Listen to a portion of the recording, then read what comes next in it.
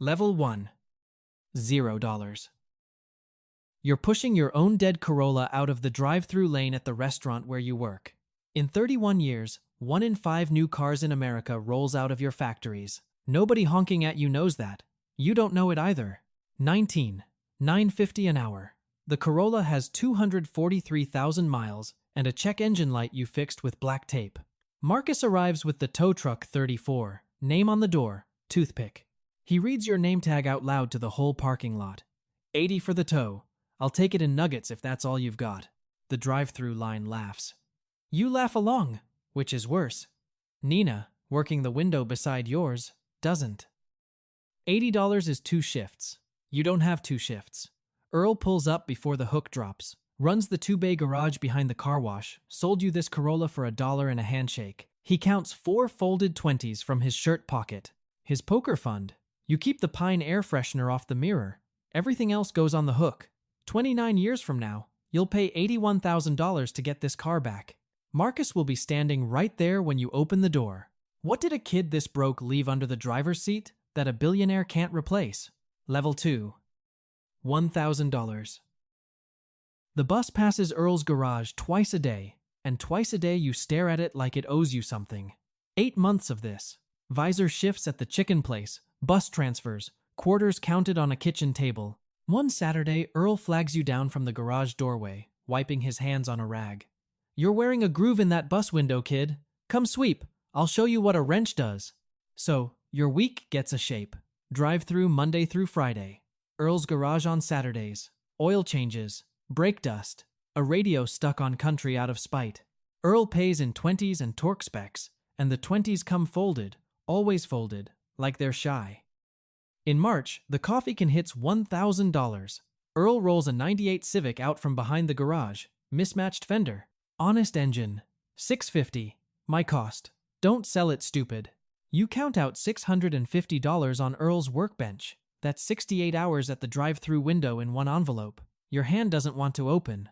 Earl takes the money without counting it, which is its own kind of handshake. You do the 20-minute idle test in Earl's lot. Arms crossed, nodding at sounds. You have no idea what you're listening for. Every first car buy is mostly theater. Earl lets you have the performance. First drive, the Civic stalls at the first stop sign right at the bus stop, and Nina is standing on that sidewalk. Nina, from the window shift. Night classes across town. The one who didn't laugh. You crank it with your face burning. Nina opens the passenger door and gets in instead of laughing. That's the whole audition, both directions. Back at the garage, Earl shows you the idle air valve. He cleans it with you twice, so your hands learn it, not your ears. The Civic never stalls again. Some fixes stay fixed. After that, Nina rides shotgun everywhere. In the passenger seat, she rates the Civic. 9 out of 10. Heater's broken. Radio isn't. And it's yours, Nina says, sneakers on the dash. That's the 9. She still sketches cars on receipt paper when the drive-thru goes quiet little sedans, low and clean, drawn between orders. Nina calls one of them your someday car. She drew you one like it once before, back before the tow. Neither of you brings up where that one went. Some losses you don't say out loud at 20. Last thing. Closing time. You hang the pine air freshener on the Civic's mirror. It quit smelling like pine 2 years ago. It isn't there to smell like anything. Earl watches from the garage doorway, rag in hand, while you do it. You don't fix cars forever, kid, Earl says. Eventually you build one. You laugh. Earl doesn't. Level 3. $10,000. You're standing in a gas station parking lot at 7 in the morning with $900 in an envelope. Across the lot, an Accord with hail damage like a golf course drove over it. The seller wants $1,200. He'll take 9. They always take 9 when the envelope is visible. The Civic taught you the math. You fixed its little sins for almost nothing, and the town's full of cars 1 weekend away from being worth double. So you buy them, nights and Sundays, in the parking lot economy. You learn fast, the expensive way. Every seller says it just needs a battery. It has never once just needed a battery. You learn to smell a flooded car before the door's all the way open, river mud and dollar store carpet shampoo. You walk away from those in the lot, wallet closed, even when they're beautiful. The Accord fights you. The title's missing, and a missing title is 3 DMV lines. one notarized affidavit, and a month of your life. You do it anyway, at the county office. Then, a nursing student meets you at the gas station lot and counts out bills for it. You knock 200 off without deciding to. Earl hears about that. Earl says nothing about it. He just slides you a folded 20 across the workbench. Gas money, like you're still the kid at the toe. Now it's a joke between you. It's also not. One Sunday at the gas station lot, a flatbed slows. Marcus, at the wheel, toothpick, window down. Still playing with dead cars? Marcus says, and pulls out before you answer. Behind him, through the chain link of his tow yard across the road, you see it, your Corolla, in the weeds, up to its door handles, gray with sun. Marcus doesn't know you saw. You stand in the gas station lot a long time. Nina keeps your books on the backs of receipts at her kitchen table. Night classes, Tuesdays and Thursdays, calculator, cold coffee. She rides along to sales and rates the flip cars from the passenger seat. The Accord got an 8. Would have been a 9 with a working blower fan, Nina says. The ratings matter more than the money. You'd never admit which order. By fall, the coffee can won't close. $10,000, mostly 20s. You bring it to Earl's garage, because there's nobody else you'd count it in front of. Earl looks at the can, then at you. Longer. Back bay's empty nights, Earl says. For whatever it is you're actually building. You haven't told Earl about the sketch. Earl watches you not say it. Some offers know more about you than you do. Level 4. $100,000. The sign goes up on a dead car wash across town. 2 bays, roll-up doors, your lease, your name. The sign painter leans off his ladder and asks, "Just the one name?" "Just the one," you say, without thinking. Nina is holding the ladder. Nina doesn't say anything. You will replay this moment for 20 years, and in the replay, you always look down at her, and in real life, you didn't. The shop opens to 2 weeks of nothing. You sweep a floor nobody walks on. Then, driving home in the rain, you pass a school van dead on the shoulder. Hazards going, kids' faces in the fogged glass. You pull over. You fix the alternator belt on the roadside in the rain, for free, in 20 minutes, soaked through. Monday morning there's a line outside the shop. Small towns have exactly one newspaper, and it's the checkout line at the grocery store. Nobody warns you that the hardest customer owns a torque wrench he's never used and a video he half-watched. Earl comes by the shop that first good week. He doesn't buy anything. He tucks a folded 20 into the empty register drawer while you watch. First dollar in this place should be from somebody who believed first, Earl says. You frame it that night. It never leaves the wall. Marcus finds his way in too, the way water finds a crack. The strip mall next door signed his towing contract. One Tuesday, his flatbed drags a customer's sedan off the edge of your lot on a 6-inch technicality. In front of the customer. Your lot? My hook, Marcus says through the truck window. Town's still mine. You pay the release fee at his yard in cash, say thank you, and mean neither word. It costs $180 to keep your face still. Some tuition doesn't come with a diploma. The work pickup you buy that spring clean, white, lettered with the shop's number, gets a 7 from Nina in the passenger seat. The Civic got a 9. The pickup is better than the Civic in every measurable way. Neither of you says what the numbers are actually counting. The air freshener moves to the pickup's mirror, and she watches you move it like it means something. Because it does. Late one night at the shop, Nina draws you a fresh copy of the someday car. She hands it over on receipt paper, like the first one. Low, clean, cheap to fix, impossible to kill. You pin it above the workbench in Bay 1. Then you start pricing tube steel, and you don't tell anybody what for. The sign outside has one name on it. The sketch above the bench has none. One of those is going to cost you more. Level 5. $1 million. What would it cost? The man in the good coat asks, standing in Bay 1 of your shop, for this to exist. He's pointing at the receipt paper sketch above the workbench. He came in for a brake job on his customer's referral. He's an investor. You quote a number you made up in the shower once. He doesn't flinch. You realize immediately you should have doubled it. The wire lands a month later. 7 figures. You read the balance 4 times at the shop computer. Then go finish the brake job, because the brake job is real. That's how the someday car stops being a someday. You sell the flip business to fund your half. 3 years of nights in Bay, 2 of the shop tube steel, clay bucks, a windshield supplier who laughs at your order quantity of 1. The shop's custom work pays the bills days. The prototype eats the nights. Nobody warns you what a prototype actually is. 10,000 decisions nobody thanks you for. And then a crash test. You build a car for 3 years. At the shop. With your hands. Then you drive it to a test facility and pay $11,000 to watch it hit a wall at 35 miles an hour. Best money you'll ever spend. It still feels like a funeral with clipboards. Some bills you don't see coming. You miss Nina's graduation dinner for a supplier call that runs 3 hours and saves you nothing. She doesn't yell. She rates the new German sedan instead, the one you bought for meetings from its passenger seat, at a red light, a week later. 6. Nina says. It smells like a bank. The pine air freshener would fix that. It's still hanging in the pickup. You notice that you left it there. You notice yourself noticing. You drive to the meeting anyway. Earl machines, the one bracket no supplier will touch. On the old lathe at his garage, to a tolerance the drawings barely dared ask for. He never sends an invoice. Handing it over, Earl's right hand shakes small, new, twice. You both look at it. You both talk about the bracket instead. The emissions test fails in month 31. 2 months of manifold redesign at the shop, nights, alone, the sketch staring down at you. The retest passes by a margin the technician reads twice out loud. At 2 a.m. on a Tuesday, the prototype rolls out of Bay 2 under its own power for the first time. It is low and clean, and it is her drawing with a heartbeat. You hang the air freshener on its mirror before it's gone 10 feet. One photo exists of that night outside the shop. Everyone you love is in it, except Nina. She took it. Level 6. $10 million. You're standing on the factory floor holding the magazine when the applause starts.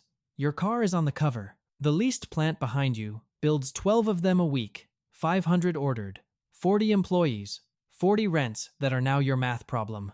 The cover car is lit like jewelry, and on the factory floor with everyone clapping, you see it. The roofline, the cheap-to-fix panels, the low, clean stance. It's Nina's receipt paper sketch, line for line. Her name is not in the magazine, not in the press kit, not in the speech you gave 20 minutes ago. You notice this during the applause, which is the worst possible time to notice anything. Then the first 12 cars ship, and 11 of them rattle. A C-pillar weld, unit numbers 1 through 12. A tick at highway speed like a dying watch. The owner's forum thread is titled with a lemon emoji. So you load a toolbox into a rented van, and you drive. 4 states in 9 days, fixing your own car in customers' driveways, while the owners film it in their socks. The thread that was killing the company becomes the story that builds it. Nobody warns you that the best marketing you'll ever do is an apology with a torque wrench. The launch party, back home at the plant, is catered. Nina comes. In the parking lot sits the Italian supercar you bought last month to look like a man who builds cars. She gets in the passenger seat, looks around the carbon fiber cockpit, and gives it a 4.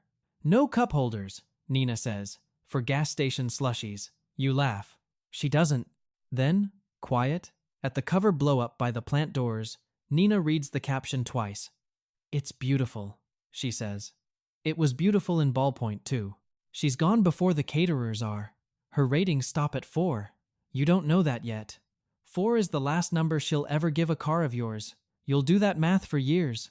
The pine air freshener sits in your desk drawer at the plant that whole season. The new cars aren't that kind of car, you tell yourself. Nobody sells a freshener that smells like whatever the Civic had. Earl comes to the launch in his one blazer, brown, older than the Civic. Earl claps too long and leaves too early. Garages close early. You mean to walk him out. Somebody with a lanyard needs you first, and the somebodies with lanyards never stop after that. The same week the cover runs. Across town, Marcus drags a blue tarp over the Corolla in his weeds and ties it down. He's done the math too. Level 7. $100 million. The memo is on your desk at headquarters Monday morning. 11 pages. The rattle fix story raised the round.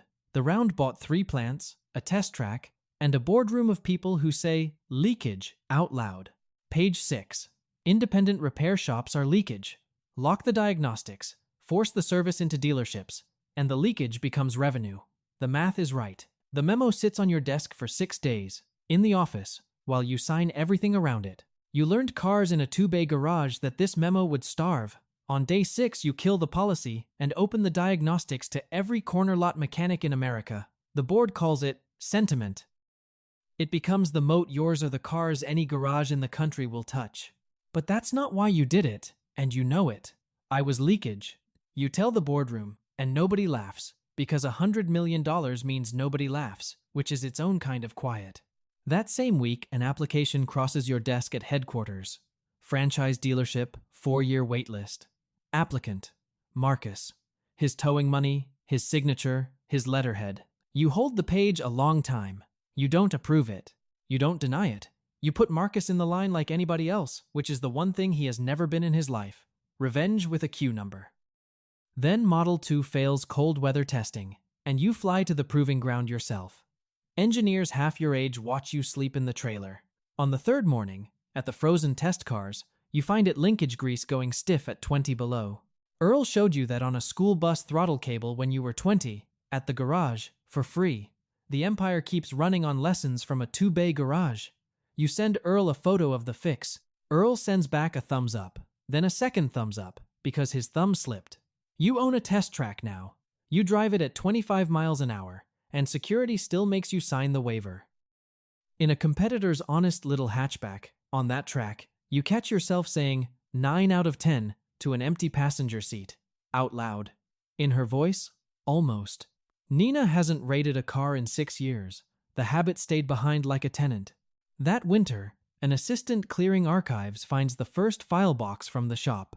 Inside, still framed, Earl's Register 20. You put it on the seat of the old white pickup and hang the air freshener back on the mirror, where it belonged. Then you drive across town, unannounced, to the garage. The sign on Earl's door says closing Saturday. Level 8. $1 billion. You're standing inside Earl's garage while strangers carry pieces of it out to their trucks. The lifts are sold. The compressor's sold. 40 years of calendar pages from the same parts supplier, gone in a cardboard box for $1. On the pegboard, marker outlines of every tool remain. Nothing hangs on the hooks. Hands went.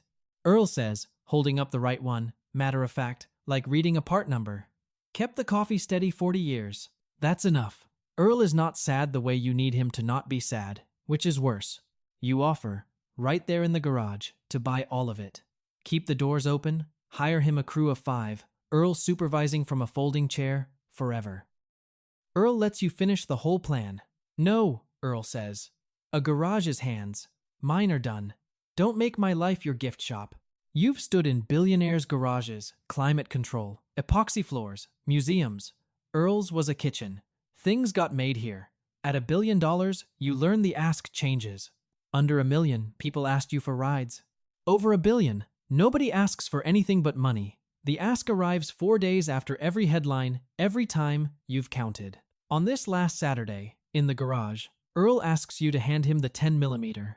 It's the best thing anybody's asked you for in 10 years, because the last Saturday turns into a free one. You and Earl do oil changes for whoever pulls in, like the school van in the rain. No register. The line goes around the block. Your white pickup takes its turn on the last lift. Earl clocks the air freshener on the mirror, smiles, says nothing. Somewhere in that line is a kid in a gray hoodie. Marcus's nephew, in an old sedan with Marcus's yard sticker on the glass. You change his oil like anybody's oil. He says thanks twice. Feuds don't get inherited unless somebody signs for them. Then, at the end of the day, Earl pulls open the bottom drawer of the toolbox he's keeping, takes out a folded square of receipt paper, soft as cloth at the creases. Your someday car. Ballpoint. Her line. Nina left it with me the week you bought the Civic, Earl says. Said hold it, in case he loses his. Far as I know, you lost yours in a tow yard. The garage is very quiet. Earl believed first. That was always true. But he's holding proof that Nina believed the same week, and left the proof, with the one man she trusted, to outlast you both. You turn the receipt over. The printed side still reads, 2 chicken sandwiches. 2 shifts' wages. Back then. The date is 26 years old. You stand in Earl's emptying garage with $1 billion and a phone you're afraid of. You still know the number. You never deleted it. Nina answers on the 4th ring. Level 9. $100 billion. The company museum has a wing for the early cars, And in the middle of that wing, there's an empty plinth. Everybody who works for you knows which car belongs on it. Exactly one man in America has it. So you drive across town to Marcus's tow yard. 29 years since the hook. Marcus is 63 now, heavier, still with the toothpick. The blue tarp comes off the Corolla like he's practiced this weeds grown up through the wheel wells, paint gone the color of weather. Marcus has a speech ready. You can see him carrying it. He's waited half his life for you to need something in his yard. 81,000, Marcus says. For a car, he took off a 19-year-old for an $80 tow. You've kept a line about nuggets loaded for 29 years. It's right there, perfectly aged. He handed it to you himself, in a parking lot, in front of everyone. You leave it in the holster.